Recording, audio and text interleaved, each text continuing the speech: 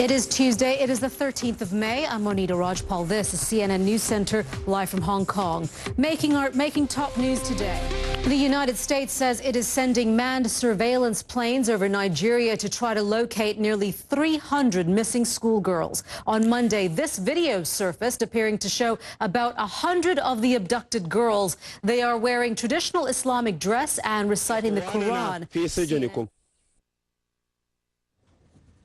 Well, let's get you more on this and the latest on the search effort from CNN's Vladimir Duthiers. He joins us now live from Nigeria's capital, Abuja. Vlad?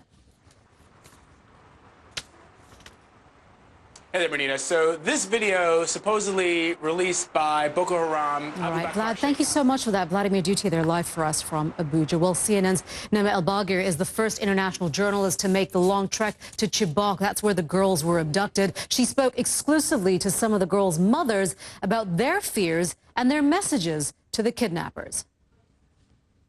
Do you think the government has done enough? The police, the army? Yes, they have to do That's why I have towards them. May El-Baghir speaking there to one of the girls' mothers, the girls who've been kidnapped there almost a month ago. And we'll have an exclusive report from May El-Baghir later on in the program.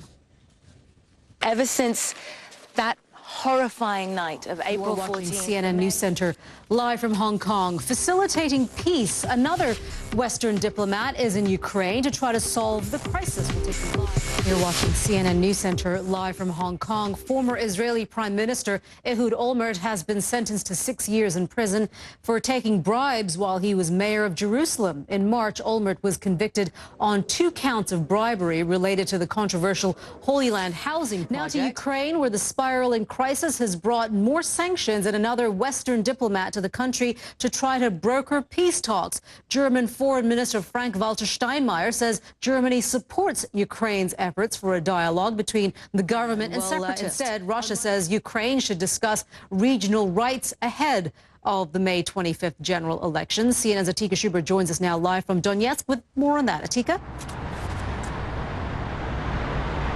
That's right, Monita. Russia not answering the appeal from the Donetsk People's Republic to include it as part of the Russian Federation. Instead, the Kremlin has said they should all sit down and try and negotiate some way for more autonomy to the region. The group Human Rights Watch has released a new report that strongly suggests the Syrian government carried out chemical attacks on 3 cities last month. This footage, which CNN cannot verify, purports to show what happened after barrel bombs filled with chlorine gas were dropped on one of the villages. It's a bittersweet homecoming, though, for those who once lived in the Syrian city of Homs. Many are returning for the first time in years after government forces and rebels declared a truce last week. CNN's Frederick Pleitgen is the first Western journalist to enter Homs after fighters pulled out. He has this exclusive report from inside the war-torn city.